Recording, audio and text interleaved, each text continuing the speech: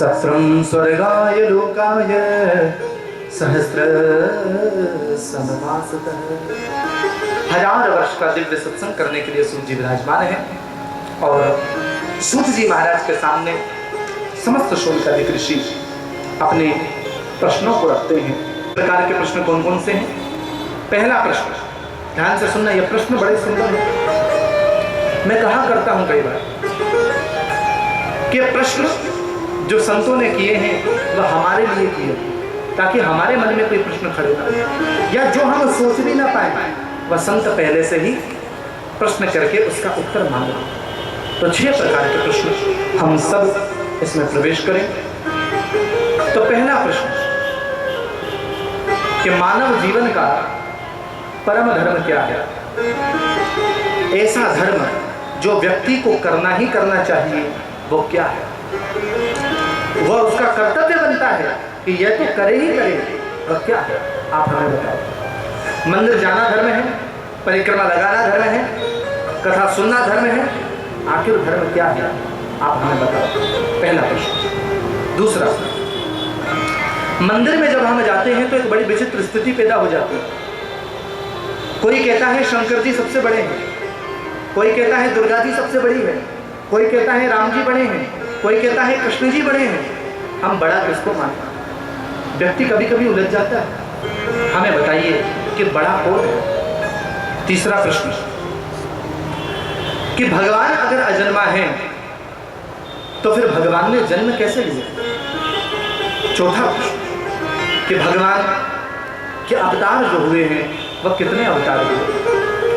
पांचवा प्रश्न कि भगवान जब धर्म की रक्षा करने के लिए आते हैं, जैसा कि गीता में कहा, परित्राणाय साधूनां विनाशाय दुष्कृतां धर्म संस्थापनार्थाय संभवामि युगे युगे, अथवा यदा यदा हि धर्मस्य ग्लानिर्भवति भारत अभ्युत्थानं धर्मस्य तदात्मानं सृजाम्यहम् इत्यादि इत्यादि। गोस्वामी जी ने कहा, जब जब हुई धर्म की हानि, वाढ़े असुर अदम अभिमानी, तब तब धरी प्रभु विविध शरीरा, हरई कृपानिधि सज्जन पीरा। कहीं न कहीं पर धर्म की रक्षा के लिए भगवान आते हैं। तो जब भगवान धर्म की रक्षा के लिए आते हैं और भगवान जब चले जाते हैं तो फिर धर्म किसकी शरण में जाता है? और तीसरी बात कि वक्ता वो श्रेष्ठ नहीं है जो छोटी से छोटी बात को बड़ी से बड़ी बना करके कह दे। यह वक्ता की कुशलता नहीं है। वक्ता का कौशल तो वो है कि बड़ी से बड़ी बात को भी छोटे से छोटे रूप में समझाने का प्रयास करे। गागर में सागर भर के कहे तो हमें जो सार है वह सार आप सुनाओ। ये 6 प्रश्न थे। 6 प्रश्नों के करने से पहले सूत जी महाराज ने कहा, इनका उत्तर देने से पूर्व में अपने गुरु जी का ध्यान करना चाहूँ। और गुरु जी कौन है? श्री सुखदेव भगवान। कि यम प्रव्रजन्तमनुपेतमपेत कृत्यं द्वैपायनो विरह कातर्या जुहाव पुत्रेति तन्मयतया तरवोभिनेदु तं सर्वभूत हृदयं मुनिमानतो। जिन सुखदेव जी महाराज ने 12 साल तक मां के गर्भ में वास किया, 12 साल बाद सुखदेव जी की मां ने व्यास जी को कहा, श्रीमती बिटका देवी ने, कि मेरे गर्भ से वेद मंत्रों का उच्चारण होता है, लेकिन ये बालक 12 साल हो गए हैं, बाहर नहीं आया। व्यास जी ने आवाज लगाई कि बेटा सुखदेव जरा बाहर आओ। सुखदेव बोले, अगर मैं बाहर आऊंगा तो विष्णु की माया मुझे पकड़ लेगी। व्यास जी बोले, माया नहीं पकड़ेगी, मैं वचन देता हूं। मैं आपकी बात क्यों मानूं? आप तो आप ही माया के चक्कर में पड़े। अगर मायापति विष्णु आकर के कह दें कि तुम पर मेरी माया का असर नहीं होगा, तब तो मैं बाहर आऊं। तब व्यास जी ने विष्णु भगवान का ध्यान किया और भगवान विष्णु का ध्यान करके भगवान विष्णु ने सुखदेव को उपदेश किया और कहा कि सुखदेव, तुझ पर मेरी माया का असर नहीं होगा, तू बाहर आ जा। तब सुखदेव 12 साल बाद मां के गर्भ से बाहर आए और जन्म लेते ही संन्यास ग्रहण कर लिया। और जब संन्यास की ओर सुखदेव जी महाराज चले तो व्यास जी ने रोका और बार बार रोक करके कहा, अरे बेटा, अरे पुत्र, वापस आ जाओ, वापस आ जाओ, वापस आ जाओ। पर सुखदेव जी नहीं आए। बार बार मनाने का प्रयास किया, लेकिन सुखदेव जी वापस नहीं आए। सुखदेव जी पीछे मुड़े, अपने पिता को कहा कि पिताजी आप मेरे पीछे पीछे क्यों आ रहे हैं? बोले बेटा मैं तुझे वापस ले जाने आ रहा हूँ। बोले पिताजी वापस ले जाओगे तो संसार के बंधन में बंध जाऊंगा, और संसार के बंधन में बंध गया तो पुनरपि जन्मम पुनरपि मरणम पुनरपि जननी जठरे शयनम, बार बार यही चक्कर चलता रहेगा जन्म और मरण का, आप मुझे वापस मत ले जाओ। व्यास जी ने कई बार आग्रह किया तो सुखदेव जी ने कहा पिताजी आप मेरे एक प्रश्न का उत्तर दें, तब तो मैं आपके साथ चलने को राजी हूं। पूछो। तो प्रश्न किया। प्रश्न क्या किया? सुखदेव जी कहते हैं कि एक नौजवान पुरुष, एक नौजवान लड़का अपने घर से किसी काम के लिए बाहर निकलता है। रास्ते में एक राजा का महल है, और राजा के महल में एक राजकुमारी उस नौजवान व्यक्ति को इशारे से बुलाती है।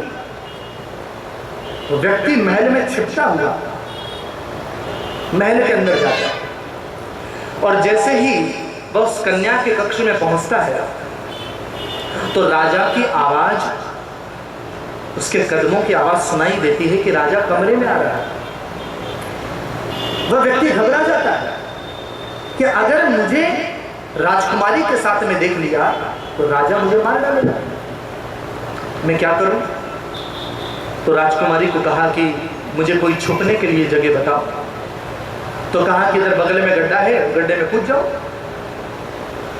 अब वही गड्ढा था, गड्ढे के अंदर वह कूद गया। वह गड्ढा कैसा था कि जहां पूरे राजमहल का मलमूत्र त्याग किया जाता, अब मरता क्या नहीं करता, गड्ढे में कूद गया। रात भर मलमूत्र विष्ठा उसके माथे पर गिरती रही, रात भर। सवेरे जब जमादार आया तो कहा कि भैया मैं तुम्हें धन दे दूंगा, मुझे बाहर निकाल लो। उसने उसको निकाला और उसको थोड़ा धन दिया, घर पर गया, गंगा जल से आचमन किया, गोमूत्र से आचमन किया, सारी पवित्र क्रियाएं अपनाई, और एक बार फिर वह घर से बाहर निकला। उस राजकुमारी ने वापस उसे बुलाया, पिताजी आप मुझे बताइए क्या वह व्यक्ति वापस उस महल के अंदर जाएगा? व्यास जी बोले नहीं जाएगा। क्यों नहीं जाएगा? क्योंकि पिछली बार गया था तो रात भर ऐसे गड्ढे में रहना पड़ा जहां उसके माथे पर मलमूत्र गिरता रहा। एक रात कितने घंटे की? 12 घंटे। 12 घंटे का दिन, 12 घंटे की रात। 12 घंटे उस व्यक्ति के माथे पर मलमूत्र गिरता रहा, इसलिए वह व्यक्ति उस जगह पर वापस नहीं जाएगा। अरे पिताजी मैंने 12 साल तक मलमूत्र के अंदर वास किया है, आखिर आप क्यों मुझे वापस वहां भेजना चाहते हैं? मैं नहीं जाऊंगा। व्यास जी दंग रह गए कि मेरे पुत्र का ऐसा अलौकिक चरित्र। वहीं स्तब्ध हो सुखदेव जी चले गए। उन महामंगल सुखदेव के चरणों में हम सब भी बारंबार प्रणाम करें, जिनकी कृपा से हमें भागवत की कथा मिली। पर अब व्यास जी महाराज, सूत जी महाराज दिव्य उन प्रश्नों का उत्तर दे रहे हैं। हम भी उन प्रश्नों के उत्तर को सुने। पहला प्रश्न कि मानव जीवन का परम धर्म क्या है, यह पहला प्रश्न। तो सज्जनों, मानव जीवन का जो परम धर्म है वो है कृष्ण चरणों में प्रेम होना, भगवान के चरणों में प्रेम होना। यह उसका परम धर्म बनता है। हर जीव में उसकी दया दृष्टि होना, हर जीव के प्रति सम्मान होना और प्रभु से प्रेम होना, यही परम धर्म है। हमारे द्वारा सबका परोपकार हो, यही परम धर्म है। जैसा गोस्वामी जी ने लिखा, परहित सरिस धर्म नहीं भाई। सत्य का आचरण जीवन में होना, यह परम धर्म है। कितनी चीजें हो गई? सब जीव के प्रति दया होना, कृष्ण के प्रति प्रेम होना, सत्य का आचरण होना और कृष्ण से प्रेम होना, यह परम धर्म। दूसरा, मंदिर में जाते हैं बड़ा कौन है, तो देखो निंदा कभी किसी की मत करो, पर निष्ठा एक में रखो। निंदा किसी की ना हो, पर निष्ठा एक में। एक ही साधे सब सदे, सब साधे सब जाए। एक को पकड़ करके चलो। लेकिन इसका मतलब ये नहीं है कि हम अगर कृष्ण के सेवक हैं तो शिव जी के मंदिर में नहीं जाएंगे।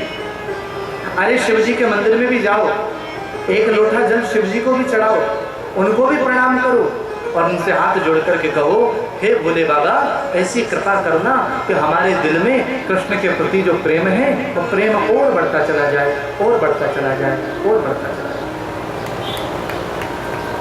हर किसी के अंदर अपने इष्ट का दर्शन हो। शिव के मंदिर में भी जाओ, दुर्गा के मंदिर में भी जाओ, हर जगह जाओ, लेकिन सब जगह जाकर के अपने इष्ट का दर्शन करो। शिव के मंदिर में जाकर के भी कृष्ण का दर्शन, अगर आपके इष्ट कृष्ण है, अगर आपके इष्ट शिव हैं तो कृष्ण के मंदिर में आकर के भी शिव का दर्शन। बड़ी सीधी सादी बात है, कहीं उलझने की आवश्यकता नहीं। निंदा कभी किसी की नहीं, निष्ठा हमेशा एक। तो सज्जनों,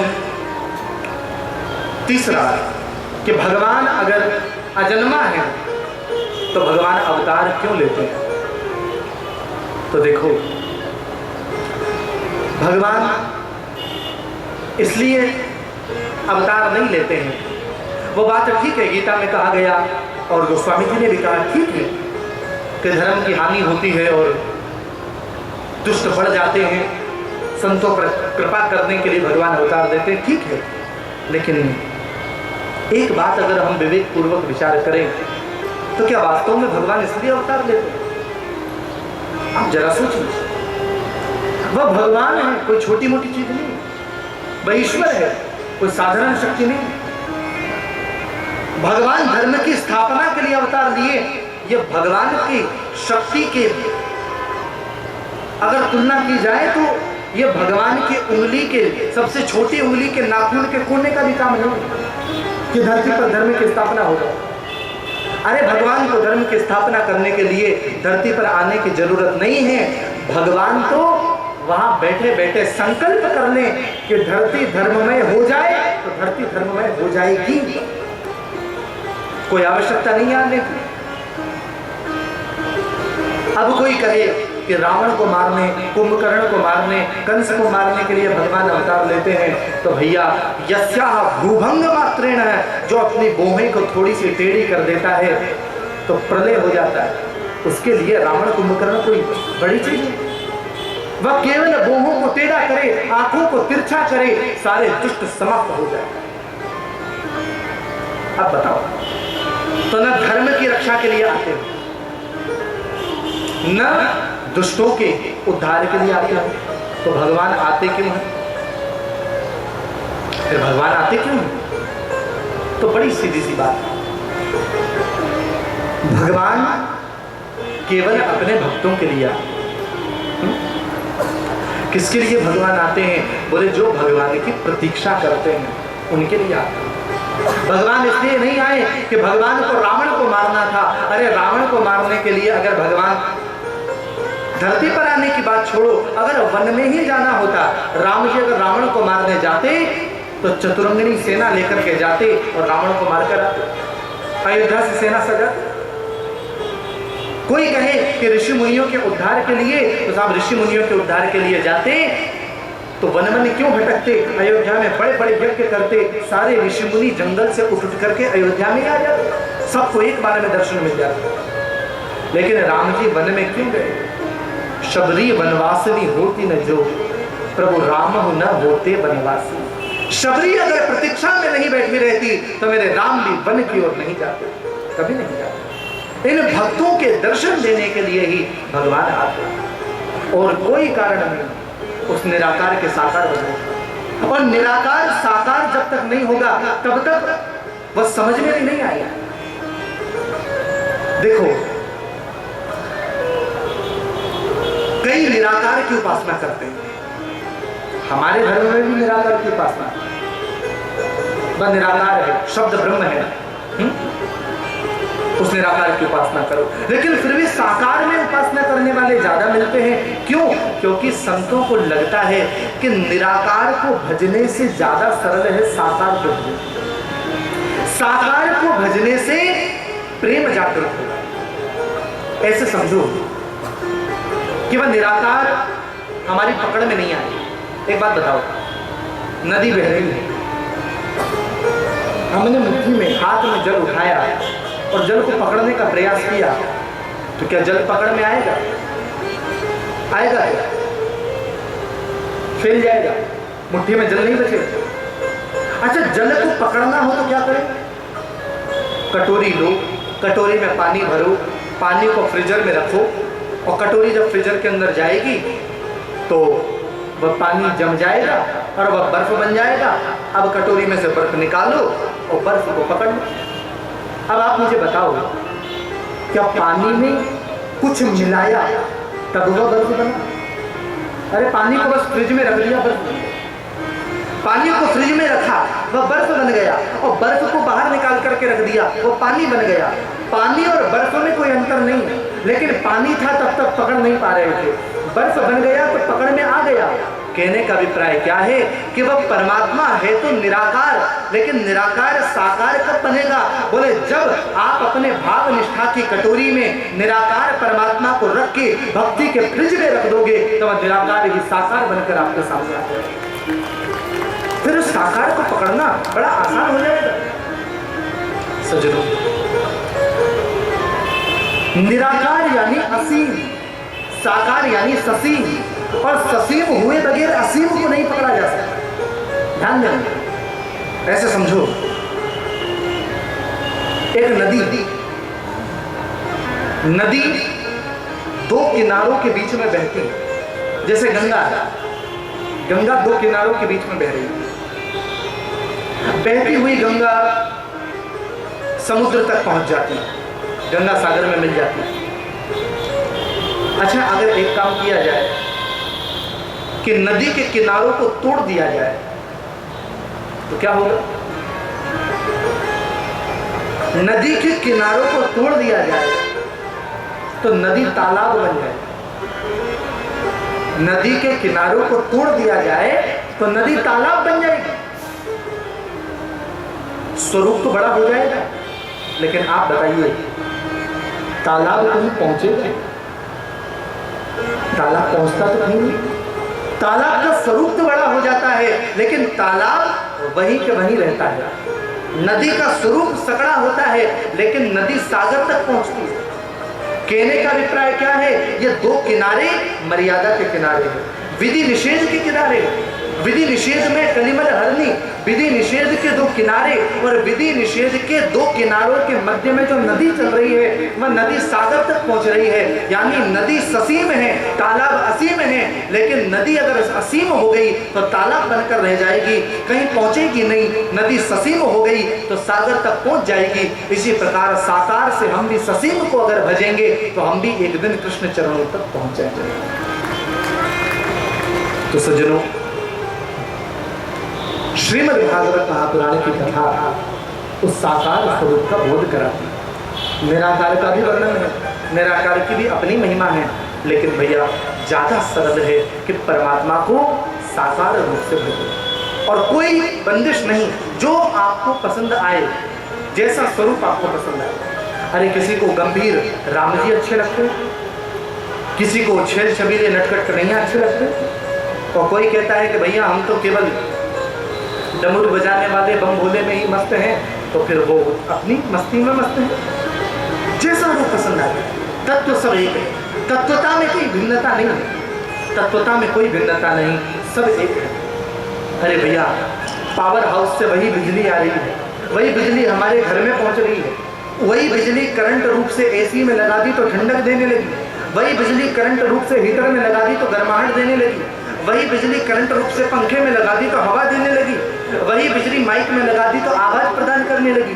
बिजली वही है, रूप अलग अलग हो गए, बस यही समझना तत्व वही है, लेकिन अलग अलग रूपों में बट गया। जैसा तुम्हें पसंद आता है उस प्रकार से तुम भजो, जैसा पसंद आता है। आटा वही है, पूड़ी बना लो, रोटी बना लो, पराठा बना लो, जैसा स्वाद आवे, तत्व सब वही है। अतः इस चक्कर में कभी नहीं पड़ना ये अलग है, वो अलग है, नारायण अलग है, राम अलग है, कृष्ण अलग है, विष्णु अलग है। नहीं भैया, ये सब एक है। एकम सद्विप्रा बहुधा वदन्ति इत्यादि इत्यादि। आगे बढ़े। 24 अवतार भगवान के। अवतार तो कई है, हरि अनंत, हरि कथा अनंत, लेकिन फिर भी 24 अवतार सनातन धर्म में 24 की गिनती की जा रही है। कौन कौन से हैं? तो भागवत में केवल अभी नाम बताए हैं, आगे सभी अवतारों की कथा आप सुनेंगे। 24 के 24 अवतार। पहला सनत सनंदन सनातन सनत कुमार का अवतार। दूसरा वाराह भगवान का अवतार। तीसरा संत नारद का अवतार। चौथा नर और नारायण का अवतार। पांचवा कपिल देव जी का अवतार। छठवा दत्तात्रेय जी का अवतार। सातवा यज्ञ भगवान का अवतार। आठवा श्री ऋषभदेव जी का अवतार। नवा पृथ्वी जी का अवतार। 10वां मत्स्य अवतार। 11वां कच्छप अवतार। 12वां धन्वंतरी अवतार। 13वां मोहिनी अवतार। 14वां नरसिंह भगवान का अवतार। 15वां वामन भगवान का अवतार। 16वां परशुराम जी का अवतार। 17वां महर्षि वेदव्यास जी का अवतार। 18वां मर्यादा पुरुषोत्तम भगवान श्री राम का अवतार। 19वां बलराम जी का अवतार शेष अवतार। और 20वां श्री कृष्ण का अवतार। 21वां हरि अवतार। 22वां हंस अवतार।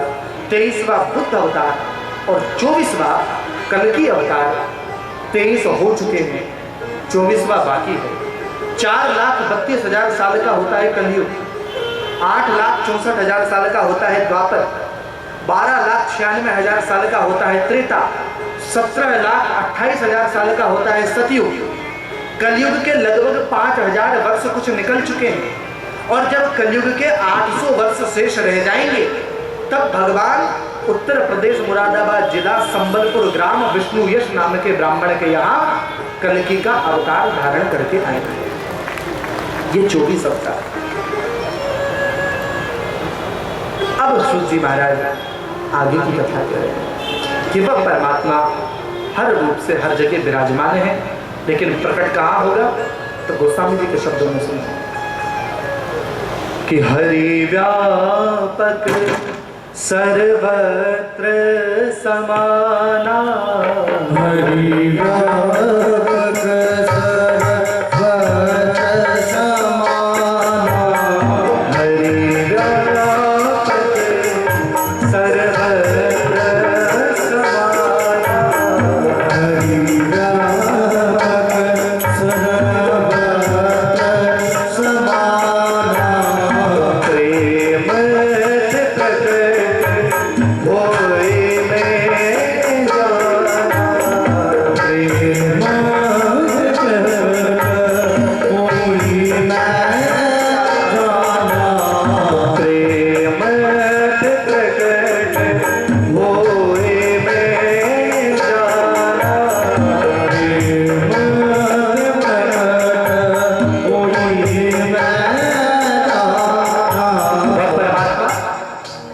सब जगह, लेकिन प्रकट कैसे होगा? प्रकट होगा प्रेम से। इसलिए ये भगवान ने जो शरीर दिया है, इस शरीर से भगवान से प्रेम करो। ये शरीर आपको प्रेम करने के लिए दिया है। देखो, कोई कहे कि शरीर का उपयोग क्या है? पैदा होना, बड़े होना, शादी करना, बच्चे होना, बच्चों का पालन पोषण करना, इस सब के लिए शरीर दिया है। नहीं, थोड़ा विचार करो। कभी अकेले हो तो कमरे में कांच के आगे खड़े होकर अपने आप को देखना और जरा थोड़ा 5 मिनट के लिए विचार करना कि मैं क्या हूं, मुझे क्यों शरीर मिला, मैं कौन हूं। हम लोग इतने उलझे हुए हैं कि अपने आप को नहीं पहचानते। क्या मैं हाथ हूं? हाथ मेरे साथ जाता क्यों नहीं? क्या मैं पैर हूं? पैर भी मेरे साथ जाते नहीं। क्या मैं शरीर हूं? ये शरीर भी मेरा साथ देता है। मैं कौन हूं? ये शरीर मुझे क्यों मिला है? क्या धन कमाने के लिए शरीर मिला है? क्या पालन पोषण करने के लिए शरीर मिला है? क्या बच्चों का ही हित करने के लिए शरीर मिला है? अरे भैया, अगर केवल परिवार को पालन पोषण के लिए शरीर मिला होता तो ये काम तो जानवर हमसे ज्यादा बढ़िया कर लेते।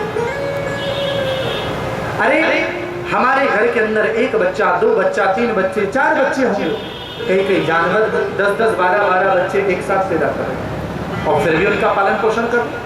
क्या वह माता पिता नहीं?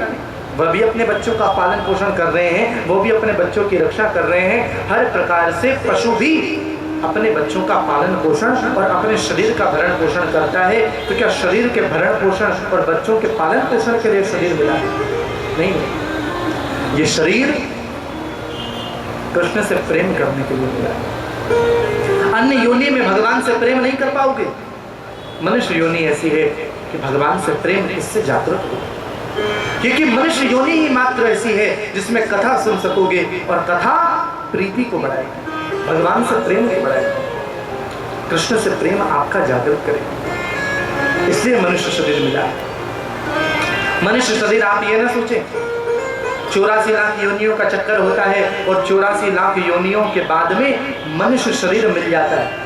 नहीं नहीं, इस भ्रम में मत रहना कि 84 लाख योनियों के चक्कर के बाद में मनुष्य बन जाओगे। अरे भगवान ने बड़ी कृपा करी है, भगवान ने बड़ी कृपा करी है कि हमें मनुष्य शरीर दिया।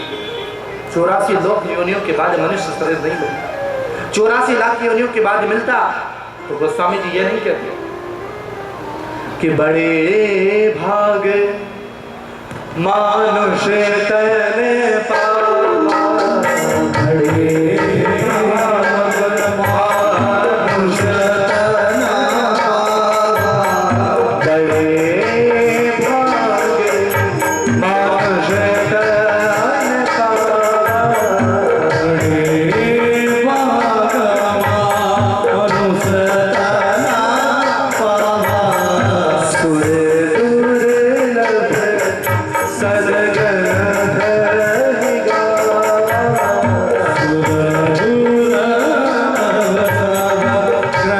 धरि गावा, सुर दुर्लभ सदगन धरि गावा, साधन धाम मोक्ष करिवा, साधन धाम मोक्ष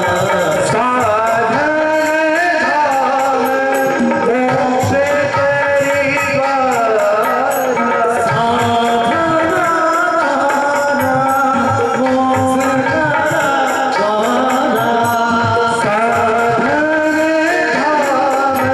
मोक्ष करिवा, साधन धाम मोक्ष करिवा, पाई नहीं परलोक सवारा, पाई नहीं परलोक सवारा, पाई नहीं परलोक सवारा, सुर दुर्लभ सब ग्रंथ ही गावा। ध्यान देना कितना दुर्लभ है। अच्छा, मनुष्य से देवता बनना चाहते हैं लोग? नहीं नहीं, देवता भी तरसते हैं। सुर दुर्लभ, सुर यानी देवता, और देवताओं को भी जो दुर्लभ है वो है मनुष्य शरीर। सुर दुर्लभ सब ग्रंथ ही गावा। क्यों दुर्लभ है? क्योंकि देवता तो बन जाओगे। देवता बनने का मतलब मुक्ति नहीं होती, ध्यान देना। आप स्वर्ग में चले गए, देवता बन गए, देवता बनने का मतलब मुक्ति नहीं है। देवता तो भोग योनि है। जो आपने पुण्य किए हैं वह सारे पुण्यों के थोड़े भोग भोगने आप ऊपर चले जाओगे स्वर्ग में, और पुण्य खत्म, धक्का मार देंगे। क्षीणे पुण्य मृत्यु लोकम विशंति। जैसे ही पुण्य क्षीण हुए धक्का मार देंगे और आप ऊपर से सीधे नीचे आ जाओगे। अब बताओ देवता बनने में फायदा है? मनुष्य शरीर मुक्ति के द्वार की चाबी है। साधन धाम मोक्ष करी द्वार, मोक्ष के द्वार की चाबी है मनुष्य शरीर। यह मनुष्य शरीर मात्र एक इससे चाबी है जो मुक्ति के ताले में सबसे सही फिट बैठती है। एक बार में ताला खोल देती है, बस थोड़ा सा समझने का प्रयास करना है। तो सज्जनों, आज श्री सूत जी महाराज ने इन प्रश्नों का उत्तर दिया। प्रश्न हुआ कि 7 दिन में सुनने की परंपरा कैसे चालू हुई, आप हमें बताएं। तो बोले देखो, व्यास जी महाराज ने एक बार दुनिया को देखा। सारी दुनिया हंस रही है, रो रही है, खेल रही है, गा रही है, रो रही है और केवल संसार के काम में लगी हुई है। कोई धर्म के मार्ग पर नहीं चलता। तो व्यास जी महाराज ने पहले एक वेद था, उस वेद के 4 कर दिए, ऋग्वेद, यजुर्वेद, सामवेद, अथर्ववेद। लेकिन वेदों की भाषा इतनी कठिन है कि वेदों को कोई समझ नहीं पाता। जब वेद 4 हो गए लेकिन वेदों को किसी ने समझा नहीं, तो व्यास जी ने वेदों के आधार पर 17 पुराणों की रचना कर दी। और जब वेद के आधार पर 17 पुराणों की रचना हुई, 17 पुराणों में सबसे श्रेष्ठ श्री विष्णु पुराण। लेकिन फिर भी व्यास जी के मन में संतोष नहीं हुआ और दुनिया धर्म मार्ग में नहीं लगी। तब नारद जी महाराज आए और नारद जी महाराज ने व्यास जी को उपदेश दिया कि व्यास जी आप भागवत की रचना कीजिए। देखिए, नारद का जहां नाम आता है तो बड़ा दुख होता है कि कुछ लोग हंसी उड़ा देते हैं। ओहो नारद, अरे वही नारद जो घर में लड़ाई करवा देते हैं, अरे वही नारद जहां जाते हैं महाभारत शुरू करा देते हैं। बड़ा खेद होता है, मन को बड़ा दुख पहुंचता है। नारद की परिभाषा लड़ाई करवाने वालों में रख दी, और इसमें केवल श्रोताओं का दोष नहीं, वक्ताओं का भी दोष है कि जो ऐसी परिभाषा सामने रखते। नारद का अर्थ कभी इस प्रकार का आप मत कीजिएगा, ये एक संत का अपमान है। कोई कर भी दे उसको भी समझा दीजिएगा कि आप जो इस प्रकार की बात कर रहे हैं ये एक संत का अपमान है। संत का अपराध न वाणी से होना चाहिए न शरीर से होना चाहिए। नारद कौन है? नारम ज्ञानम ददाति नारद है, जो ज्ञान दे वो नारद है। नारम अज्ञानम खंडेति दतित नारद है, जो अज्ञान का खंडन कर दे वो नारद है। और नारद जिसकी बात कभी रद्द ना होवे वो नारद है। और नारद कितने महान संत हैं कि नारद सब जगह मिलेंगे। नारद रावण के दरबार में भी मिलेंगे, नारद इंद्र के दरबार में भी मिलेंगे, नारद राक्षसों के यहाँ भी मिलेंगे, नारद देवताओं के यहाँ भी मिलेंगे, नारद ध्रुव को भी समझाते मिलेंगे, नारद प्रहलाद को भी उपदेश करते मिलेंगे, और नारद ही भागवत की दीक्षा देते हुए व्यास जी के साथ में भी आपको दिखाई देंगे। नारद कोई छोटे मोटे संत नहीं, श्रीमद् भागवत की जिसने दीक्षा व्यास जी को दी वो है संत नारद। तो सज्जनों,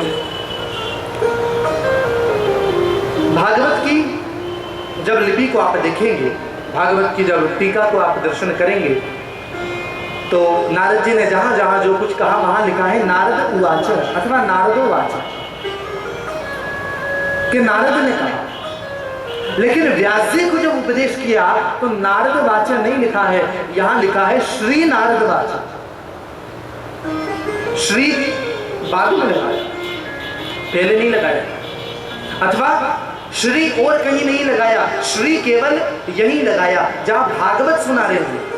4 श्लोकों की भागवत जहां व्यास जी को दी, केवल वहां लिखा है श्री नारद वाच, बाकी सब जगह नारद वाच। श्री नारद वाच कहने का अर्थ क्या है? बोले ये श्री कौन है? बोले श्री, श्री यानी श्री राधा। श्री यानी कृष्ण भी होते हैं, लेकिन श्रेयते श्री कृष्णम असौ श्री राधा, जो कृष्ण को भी आश्रय प्रदान करे वो है श्री राधा। तो नारद जी महाराज के आगे श्री इसलिए लगाई, ये कहना चाहते हैं कि आज ये भागवत की जो दीक्षा दी जा रही है ये साधारण नारद के द्वारा नहीं दी जा रही, बल्कि नारद के हृदय में बैठी हुई श्री राधा रानी के द्वारा भागवत की दीक्षा दी जा रही है। राधा रानी ने ही भागवत को गाया। और तब व्यास जी ने 18,000 श्लोक इस भागवत के बनाए। भागवत पुराण नहीं है, पुराण सम्राट है, और भागवत पोथी नहीं है, भागवत साक्षात कृष्ण है। ये बात मैं कई बार कह चुका हूं, क्योंकि भक्त लोग भागवत पुराण नहीं बोलते, भागवत भगवान बोलते। बोले भागवत भगवान की, भागवत भगवान। और भगवान का स्वरूप कैसा है? तो संतों ने गाया कि पादो यदि यो प्रथमो द्वितीयो तृतीयतुर्यो कथितो यदुरु नाभिस्ततो पंचम एव षष्ठो भुञ्जान्तरं गो कथं कथम् कि कंठस्तु राजन नवमं यदीयं मुखारविन्दो दर्शनं प्रफुल्लम् एकादश ललाटपट्टकं शिरोऽपि द्वादशेव भाति। पादौ यदीयो प्रथमो द्वितीयो, भगवान के जो चरण हैं वो ही भागवत जी के प्रथम और द्वितीय स्कंद।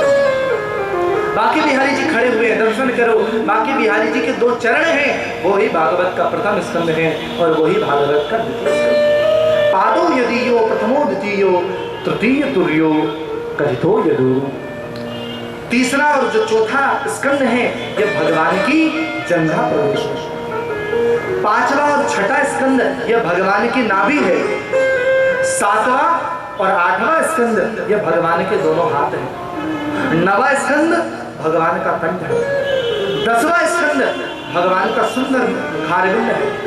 11 स्कंद भगवान का ललाट है और 12 स्कंद शिरोभाग है। ये बिल्कुल भागवत जी का स्वरूप है। इसीलिए अब जब भागवत में दृष्टि रखो तो इस भाव से रखो, ये बिहारी जी के सामने विराजमान। व्यास जी ने भागवत की रचना की। प्रश्न खड़ा हुआ कि आखिर कौन भागवत को सुने, पहला अधिकारी कौन है? तो जिसने काम को जीता है, जिसने क्रोध को जीता है, हाँ? जिसने काम क्रोध को जीता वो भागवत को सुनने का अधिकारी। काम क्रोध को किसने जीता? तब व्यास जी के हृदय में आया मेरा अपना औरस पुत्र सुखदेव। तब छोटे छोटे शिष्यों को बुलाया और शिष्यों ने जाकर के जहाँ सुखदेव जी समाधि में बैठे थे उस जगह जाकर बड़े ही सुंदर रूप में एक श्लोक को गाया। केवल आधा श्लोक गाया और सुखदेव जी की समाधि खुल गई।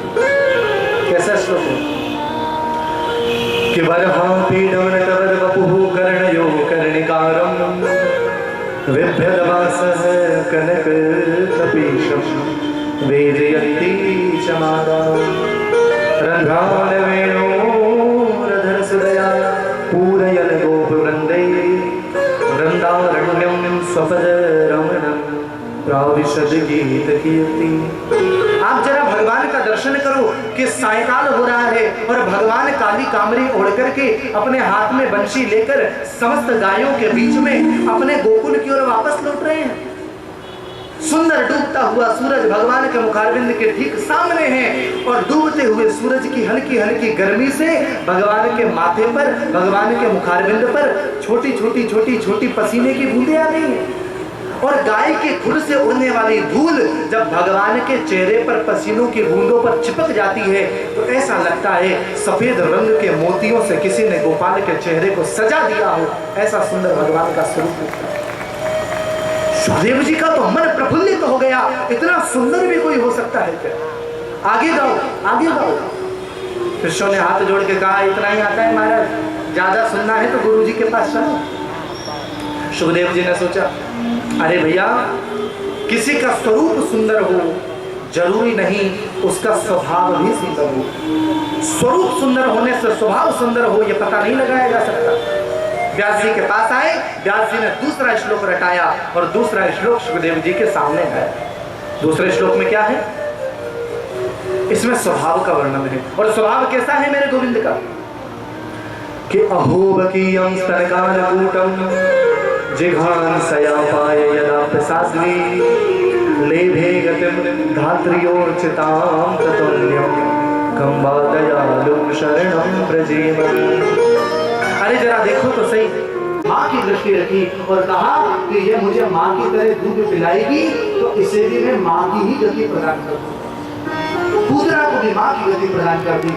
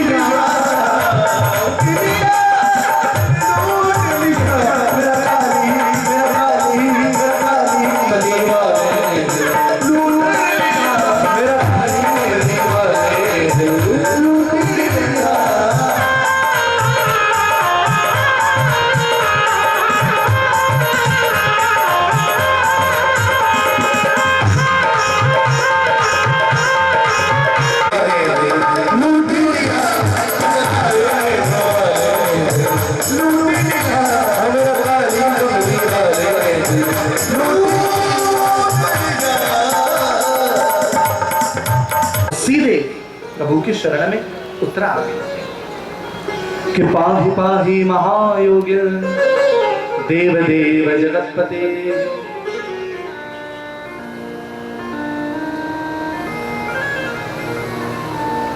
पाहि पाहि महायोगिन देव देव जगतपते। हे कृष्ण मेरी रक्षा करो, मेरी रक्षा करो, मुझे रक्षा करो। आज बार बार जब कहा कि रक्षा करो रक्षा करो रक्षा करो, तो कृष्ण उत्तरा तो कह रहे हैं कि अब मातृ भाव अपने हृदय के अंदर लेकर के आओ। मातृ भाव उत्तरा में आया, श्वास के माध्यम से भगवान ने अंदर प्रवेश किया, गदा को चारों ओर घुमाया है गर्भ के अंदर। और जब गदा को घुमाया इस प्रकार से जैसे सुदर्शन चक्र भगवान घुमाते, इस प्रकार से गदा को घुमाकर परीक्षित की रक्षा भगवान ने। कुंती समझ गई कि भगवान ने ही मेरे परपुत्र की रक्षा की, उन्हीं ने मुझ पर कृपा की है, मेरे वंश को निर्वंश होने से बचाया है, उन्हीं ने रक्षा की। कुंती ने हाथ जोड़ करके कहा कि प्रभु मैं आपको प्रणाम करती हूँ। भगवान बोले आप मेरी बुआ हैं और बुआ होकर मुझे प्रणाम करेंगी, ये ठीक नहीं लगेगा, आप ये क्या कर रही हैं?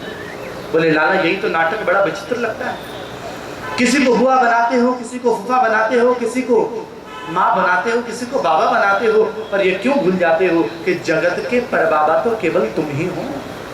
क्यों भूल जाते हो? हाँ? कृष्ण आज मैं तुम्हें प्रणाम नहीं कर रही हुई, आज मैं उस अनंत कोटि जगदीश्वर को प्रणाम कर रही हूँ कि नमस्ते पुरुषम त्वाद्यमीश्वरम प्रकृते परम अलक्षम सर्वभूतानां अंतर्बहिर्वस्थितम।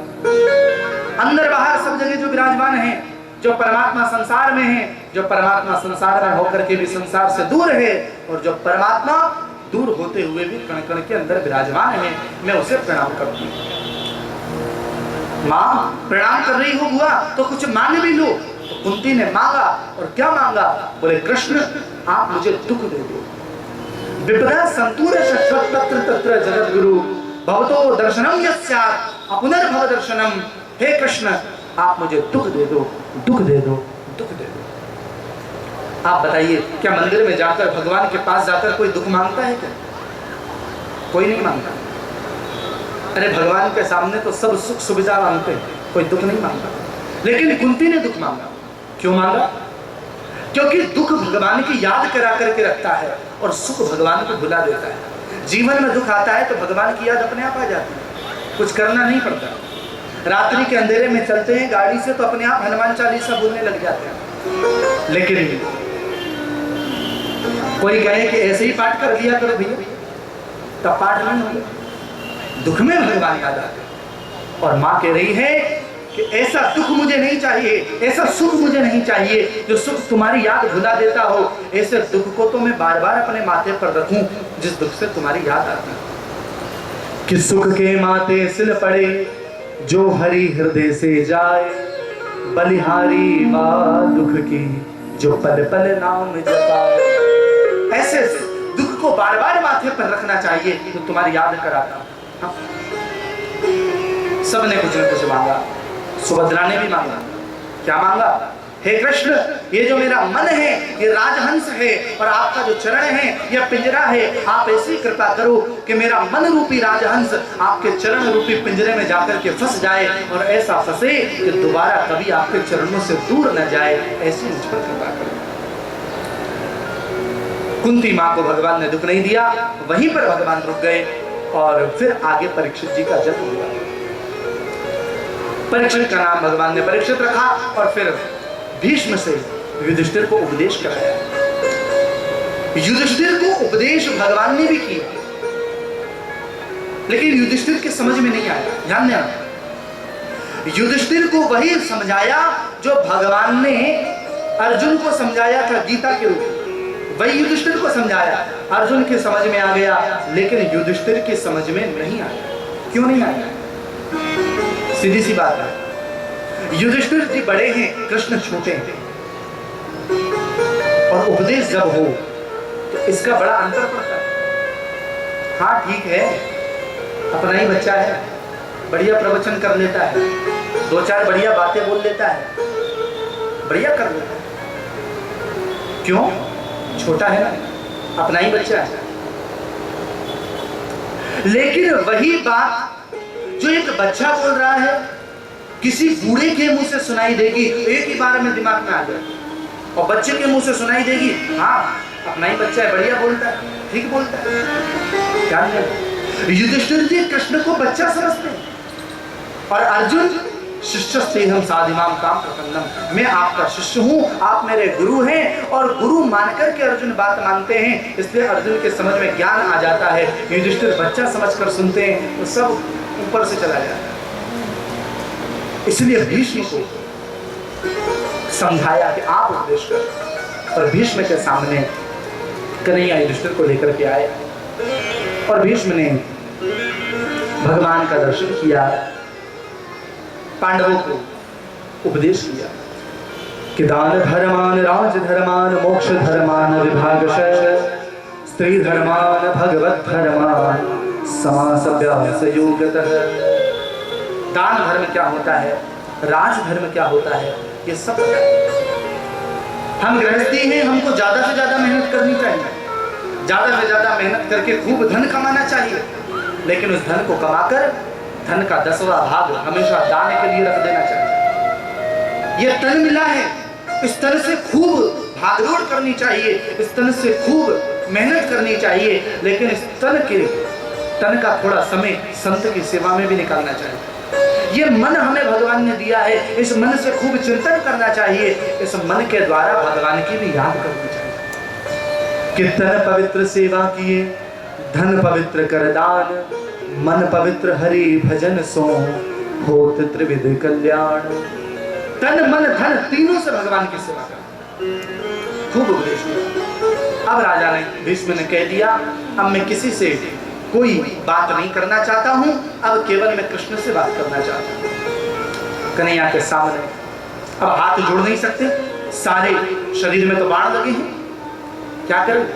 मन तो है पुष्प चढ़ा दूं, लेकिन जब पुष्प नहीं चढ़ा पा रहे हैं तो पुष्पिताग्रा छंद में ही स्तुति कर रहे हैं कि इतिमति रूप कल्पिता वितृष्णा भगवती शाश्वत पुंगवे विभुम्नि स्वसुखमुपगते क्वचित् विहर्तुं प्रकृतिमुपेयुषि यद्भव प्रवाह।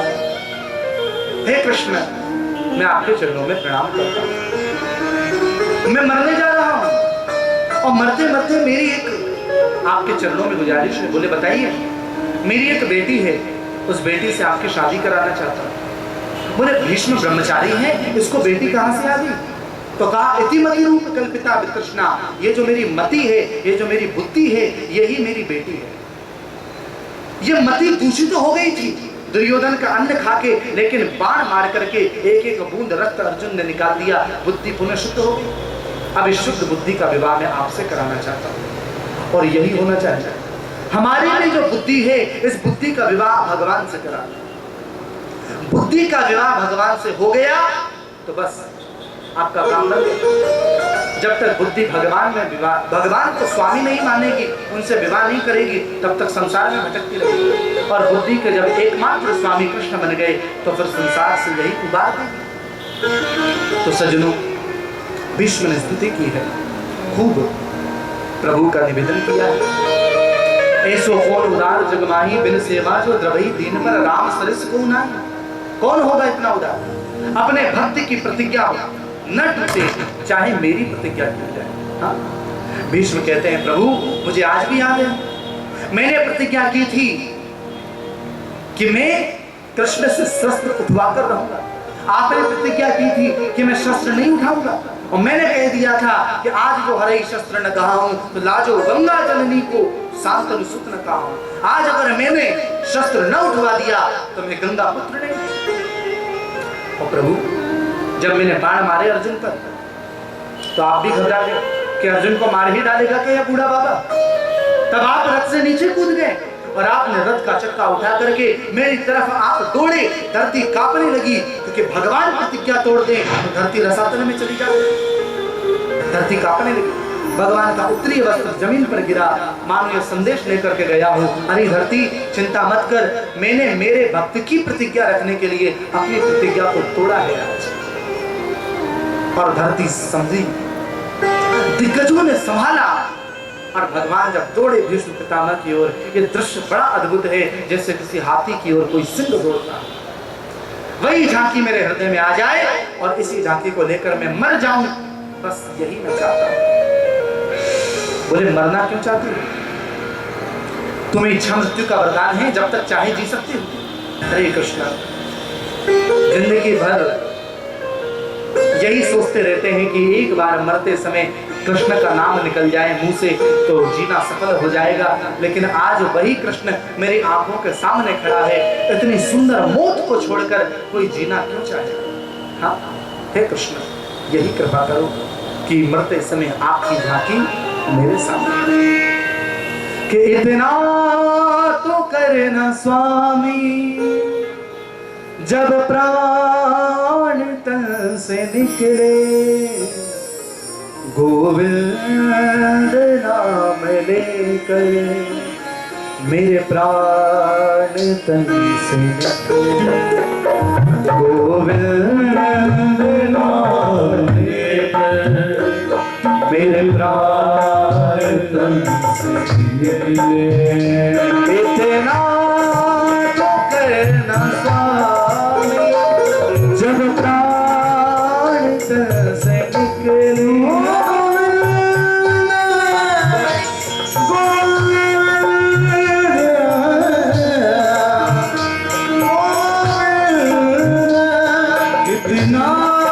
कोई ना स्वामी जब मैंने कर मेरे प्राण निकल से इतना कोई ना स्वामी जब प्राण से निकले केवल दो परिस्थिति में होता है, खाने वाले के पेट में भूख हो तो खिलाने वाले के मन में श्रद्धा हो। तुम्हारे मन में श्रद्धा नहीं है, मेरे पेट में भूख नहीं, हाँ भोजन नहीं होगा। कहाँ होगा भोजन? बोले भोजन होगा विदुर के घर। बोले विदुर ने? बोले हाँ, विदुर ने पत्र भेज दिया था कि जब भी हस्तिनापुर आओ हमारे घर पर भोजन करना। अब विदुर जी नीचे से इशारा कर रहे, मैंने कब भेजा पत्र? भगवान बोले तुम चुप रहो, हम जो करते हैं ठीक करते हैं। भक्त के यहाँ भगवान बिना बुलाए भी आ जाते। विदुर जी वहां से भागे, माखन खरीदा, खोआ खरीदा, लड्डू खरीदा, पर इधर भगवान चरण पादुका उतार कर विदुर के घर पर पधारे। वो कितना सुंदर भाव है कि आज हरि आए विदुर घर पाहुना, आज हरि आओ विदुर घर पाहुना, आज हरि आए विदुर घर पाहुना, आज हरि आए विदुर घर पाहुना, विदुर घर पाहुना, विदुर घर पाहुना, विदुर घर पाहुना, विदुर घर पाहुना, आज हरि आए विदुर घर आएगा, आज हरि आए विदुर घर पाहुना, आज हरि आए।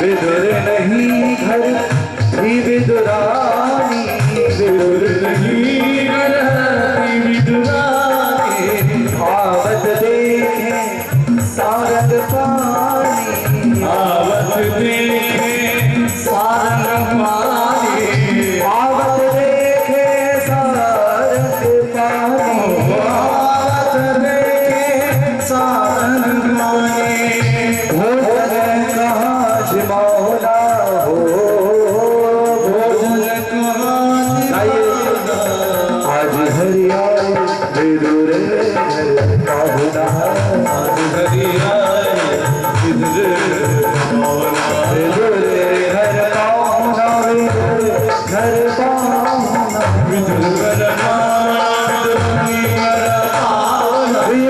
घर पाहुना, विदुर घर पाहुना,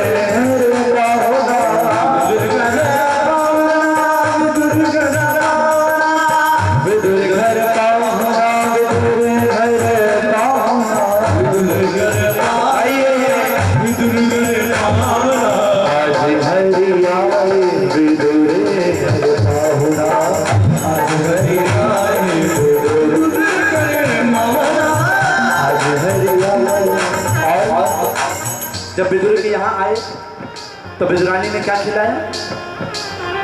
केला बहुत प्रेम सोनाई, केला बड़े प्रेम से लाई, केला बहुत प्रेम से लाई, केला बहुत प्रेम से लाई, गिरी गिरी सब देख गिराई, गिरी गिरी सब देख गिराई, गिरी गिरी सब देख गिराई, गिरी गिरी सब देख गिराई, छिड़का देत श्याम मुख माही, छिड़का देत श्याम मुख माही, छिड़का देत श्याम मुख माही, छिड़का देत श्याम मुख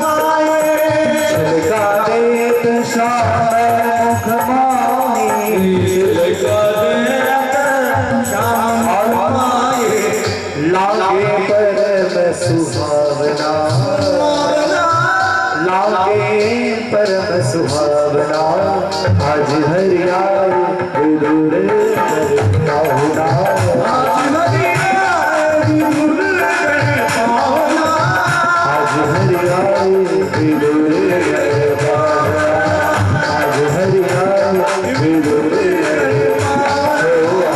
हरियाय विदुर आज हरियाय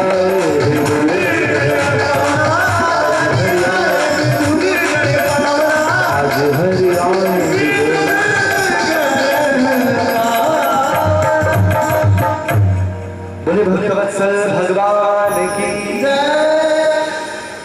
भक्तवत्सल भगवान पधारे, चरण पादुका खोल करके आए। क्यों? क्योंकि हम जब मंदिर में जाते हैं तो चप्पल बाहर उतार देते हैं। ऐसे ही भगवान जब भक्त के घर पर आते हैं तो चप्पल बाहर उतार देते हैं। भगवान के लिए भक्त का घर मंदिर से कम नहीं होता। और हम लोग तो चप्पल भी ऐसी जगह उतारते हैं जहाँ से भगवान भी दिखे और जूते भी दिखे। हाँ, और फिर स्तुति करेंगे बड़े भाव से। भगवान की तरफ मुंह है, त्वमेव माता, और जूतों की तरफ च पिता त्वमेव, त्वमेव बंधु च सखा त्वमेव। ऐसी स्तुति चलती है। भगवान की हो रही, जूतों की पता नहीं चलता। भगवान आज पधारे, साकल खटखटाई है, खोलो। और जैसे ही साकल खटखटाई, विदुरानी ने सुना, अरे ये तो मेरा कन्हैया। यहाँ कई लोग कहते हैं कि विदुरानी निर्वस्त्र आ गई, लेकिन नहीं, भगवत भक्त निर्वस्त्र स्नान नहीं करता है जल में। विदुरानी गीले वस्त्रों से आ गई, द्वार खोला, उत्तरी वस्त्र निकालकर भगवान ने अंदर दिया। विदुरानी ने चादर समझकर ओढ़ लिया। आओ कन्हैया, पधारो कन्हैया, यहाँ बैठो। पाटा लगाया, जैसे ही बैठने लगे पाटा उठा लिया। नहीं यहाँ नहीं, यहाँ बैठो। फिर वहां पाटा रखा, नहीं कन्हैया यहाँ नहीं, यहाँ बैठो, यहाँ नहीं, यहाँ नहीं, यहाँ। 4 बार चौक में चक्कर कटा दिया। एक जगह पाटा रखा, वो भी उल्टा रखा दिया। लेकिन कन्हैया ने भी देखा नहीं उल्टा है कि सीधा, बैठ गए। पेट पर हाथ फेर कर बोले, काकी जी बड़ी जोर से भूख लग रही है, कुछ खाने के लिए दे दो। अरे लाला तो भूख लग रही है, एक क्षण रुक, मैं अभी करेलिया कछु खाने के लिए दे आओ। तुरंत दौड़ कर गई, कदली के बल से केले के डाल तोड़ करके लेकर के आई। लाला के सामने पत्तल बिछाई, केला छिला, मुख देख रही है, केला निकाला, छिलका पत्तल में रख दिया। और भगवान ने छिलका उठाया तो छिलका भगवान खाने लगे। एक खाया, बड़ो मीठो है, बड़ो सुंदर है। दूसरा खाया, तीसरा खाया, भगवान 15-20 छिलका खा। इतने में विदुर जी आ गए। अरे खोलो खोलो खोलो खोलो। विदुरानी आई, काय हल्ला मचा रहे हो? अरे विदुरानी तो पतो ना है, आज मेरे कन्हैया ने मेरो कितनो सम्मान कियो। आज सबके सामने ये कह दी कि मैं दुर्योधन के घर को बिल्कुल ना खाऊंगो। मैं अगर खाऊंगो तो केवल मेरे विदुर के घर को ही खाऊंगो। और विदुरानी में तो क्या बताऊं, जैसे ही मैंने सुनी मैं तुरंत दौड़ करके गयो, सब सामान लेकर के आयो। अब ले तू सामान, गोबर को चौका लगा, खूब चटाई बिछा, और कन्हैया करो आतो होएगो, मैं द्वार पर आए करके बाकी प्रतीक्षा करूं। विदुरानी बोली, आते होंगे कि भीतर बैठे हैं? अच्छा, ये तो बड़ी सुंदर बात है, क्या खिलाया? बोले केले खा रहे हैं। जाकर के देखा, भगवान केले नहीं खा रहे, भगवान तो छिलके खा रहे हैं, केले तो दूर पड़े। डांट लगाई, पहली बार गरीब की कुटिया पर मेरे प्रभु स्वयं आए और छिलके खिलाए तुझे? खूब डांट लगाई। छिलका हाथ से लेकर दूर फेंक दिया। अपने थैले से खोए का लड्डू निकाला, लाला ने जरा खाइयो, ये कैसे लगे हैं? और लाला ने वो लड्डू खाया। एक बार खाया, हाथ पकड़ लिया। विदुर जी बुरा न माने तो एक बात कहूं। हाँ बोलो ना कन्हैया। बोले, जो स्वाद काकी जी के केले के छिलके में था, वो स्वाद खोवे के लड्डू में नहीं। काकी जी के केले के छिलके में भाव था, स्नेह था, श्रद्धा थी, वात्सल्य था, प्रेम था। आपके खोवे का लड्डू तो खाली खाली दिखाई देता। भगवान को घर पर दूध रोटी का भोग लगाओ, पर भाव से लगाओ, भगवान स्वीकार करेंगे। और भगवान को गिरिराज जी जाकर 56 भोग का भोग लगाओ, लेकिन भाव नहीं है तो वो 56 भोग का कोई अर्थ बनता नहीं। भाव आपके हृदय में होना चाहिए। भाव का भूखा हूं मैं, भाव ही एक सार है, जो भाव से बजता मुझे उसका भव से बेड़ा पार है। भाव बिन वो कुछ भी देवे मैं कभी लेता नहीं, भाव से एक फूल भी दे तो मुझे स्वीकार। कोई भाव से फूल तो समर्पित करके देखे। आज भगवान ने विदुर को कृतकृत्य किया है। उद्धव ने पूछा था कि प्रभु जरा बताइए, आखिर आपको सबसे सुंदर भोजन कहाँ का लगा? तो भगवान ने कह दिया है, उद्धव अगर मुझे सबसे सुंदर भोजन लगा है तो केवल 2 जगह का। वह 2 जगह कौन कौन सी है? बोले पहला राम अवतार में शबरी के घर जाकर झूठे बेर खाए थे तब, दूसरा कृष्ण अवतार में विदुरानी के घर जाकर छिलके खाए थे तब। इससे सुंदर भोग मुझे आज तक नहीं लगा। आगे विदुर मैत्रेय संवाद है। जय विजय को श्राप, हिरण्याक्ष हिरण्यकश्यप बने हैं। हिरण्याक्ष बड़ा आतताई था और हिरण्याक्ष का मुकुट स्वर्ग तक टकराने लगा था। यह तो अतिशयोक्ति हो गई, लेकिन आप ये समझे कि हिरण्याक्ष लोभ का प्रतीक है और लोभ ऐसी चीज है जो बढ़ती ही चली जाती है। क्रोध 5 मिनट आकर खत्म हो जाएगा, काम 5 मिनट आकर खत्म हो जाएगा, लेकिन लोभ बढ़ता रहेगा, बढ़ता रहेगा, बढ़ता रहेगा। स्वर्ग से मुकुट टकराने का आध्यात्मिक भाव तो यही है कि लोभ व्यक्ति का इतना बढ़ जाता है कि आसमान को टकराने लगता है।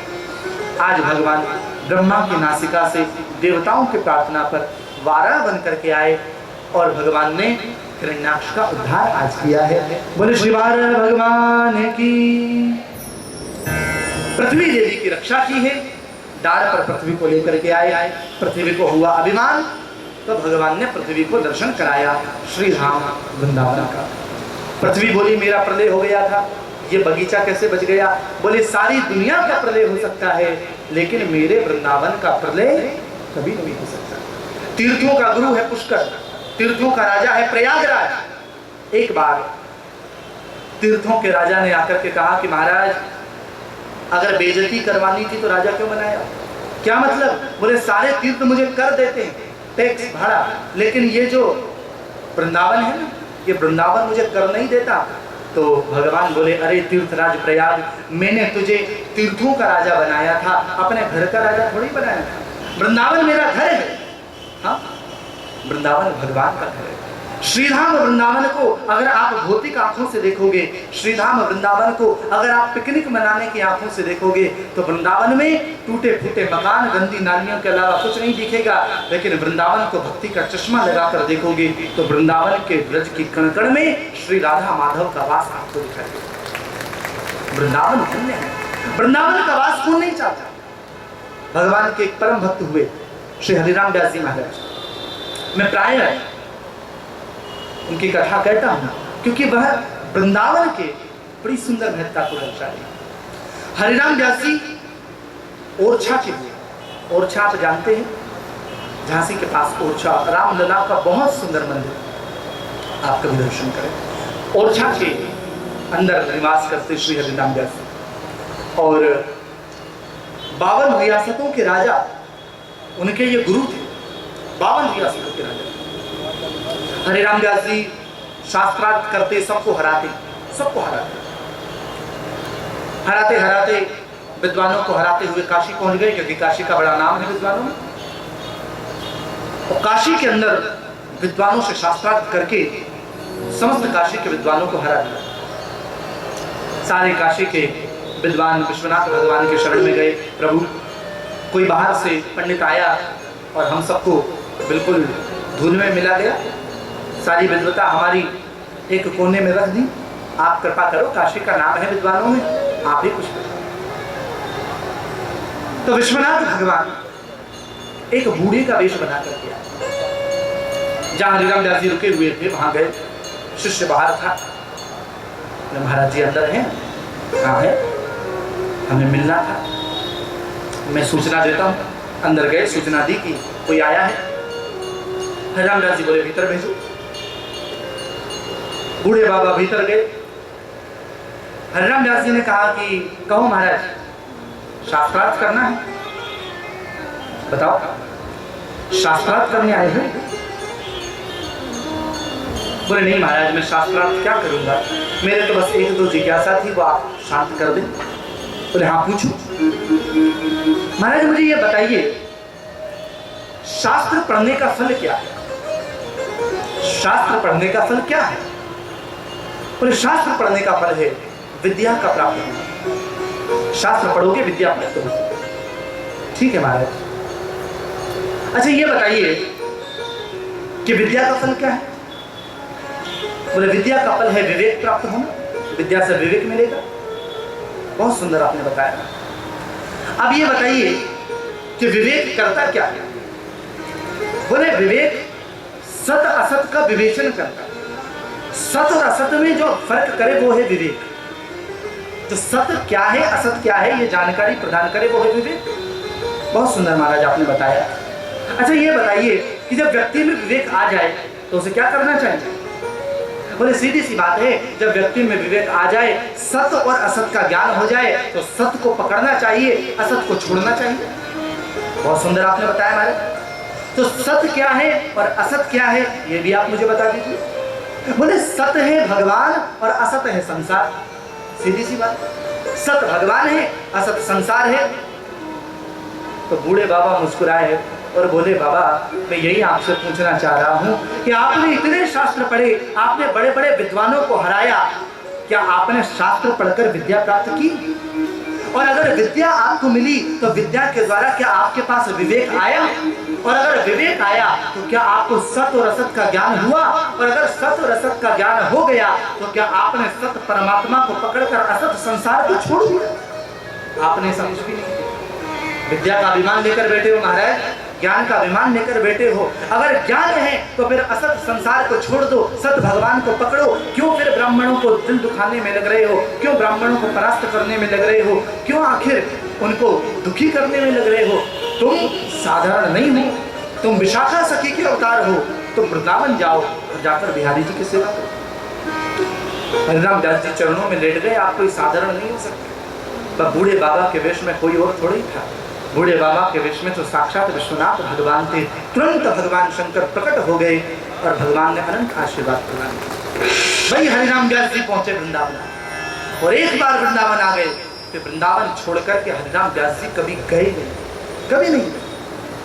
परिवार वाले जब आए लेने के लिए तो भाग जाते, मुंह पर कालिक पोत लेते ताकि कोई पहचाने नहीं। एक बार भाग रहे थे, परिवार वाले पीछे पड़े थे।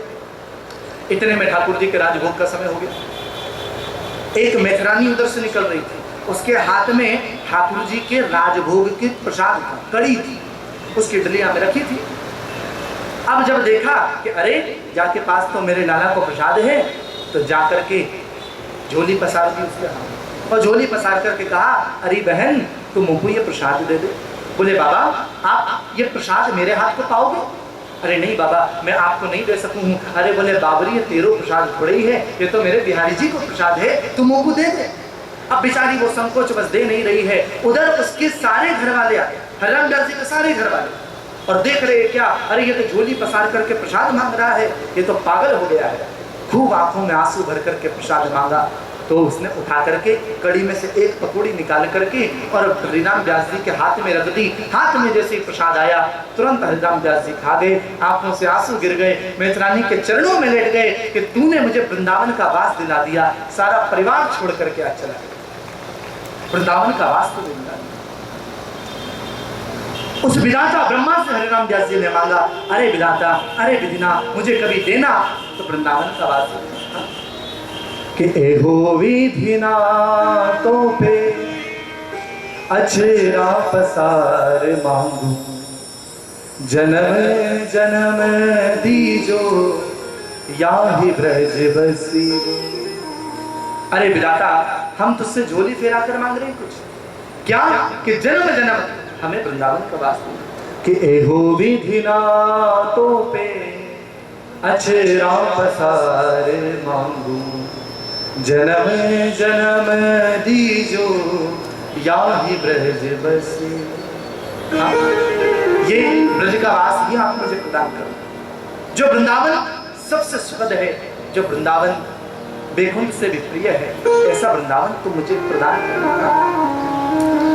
जिस वृंदावन के अंदर यमुना जी का किनारा है, गोवर्धन नाथ का आश्रय है, जिस यमुना के अंदर गोपियां नृत्य कर रही हैं, और गोपियों के नृत्य करते वक्त अगर हम वृंदावन में घास भी बन जाएं, नाचते नाचते हम बने हैं घास और गोपियां नाच रही है, और जिन गोपियों ने भगवान कृष्ण को उंगलियों पर नचा दिया, वह गोपी नाचते नाचते अगर अपना चरण हमारे माथे पर धर देंगी तो हमारा कल्याण हो जाएगा, हम कृतकृत्य हो जाएगा। ऐसा वृंदावन हवास हमें देते।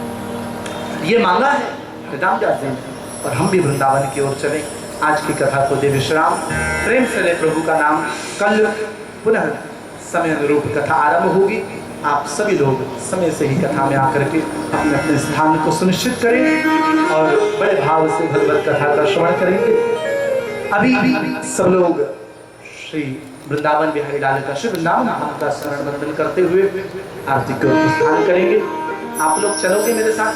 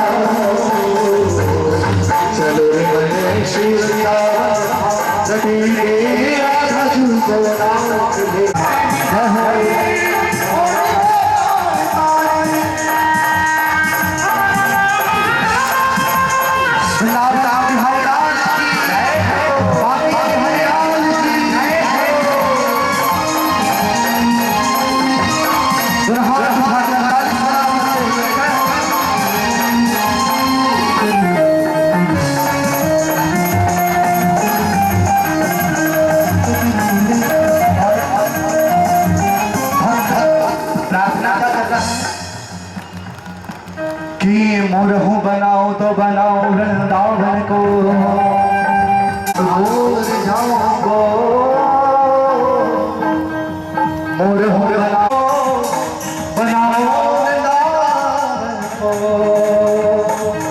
भिक्षुरी बनाओ तो वृंदावन, भिक्षुरी बनाओ तो बनाओ वृंदावन को।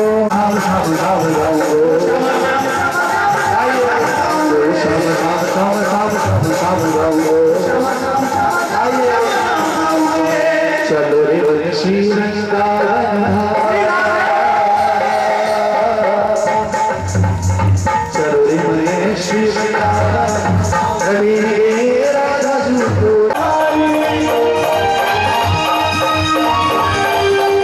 बताओ आपको आनंद आ रहा है कि नहीं?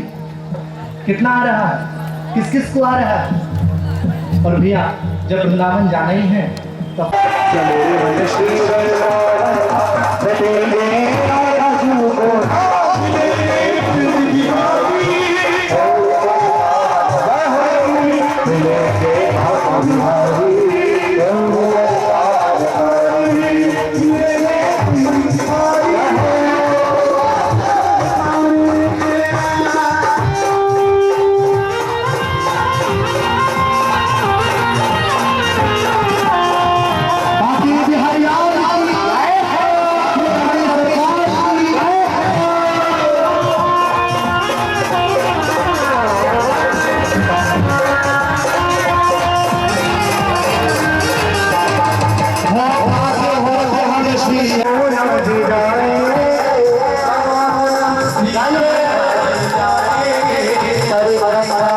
जीवन सफल बनाएंगे, जीवन सफल।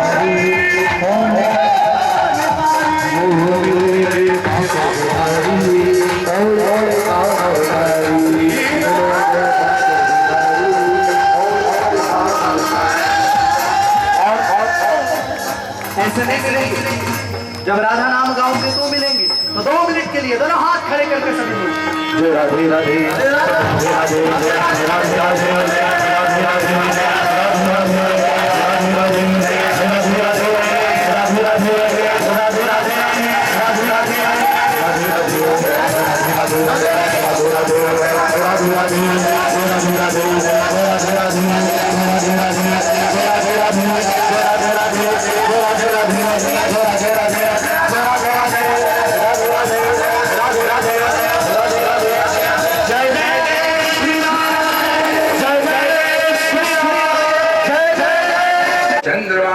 सुजात चक्षुः सूर्यो अजायतः श्रोत्रान् त्वाईश प्राणशमुखान् दग्धिरजायतः।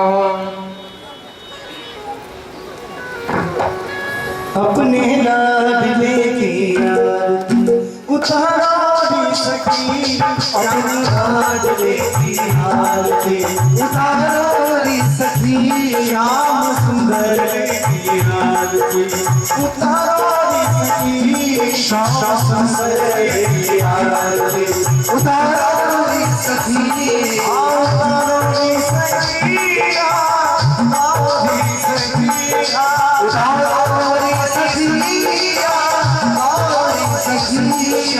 सुंदर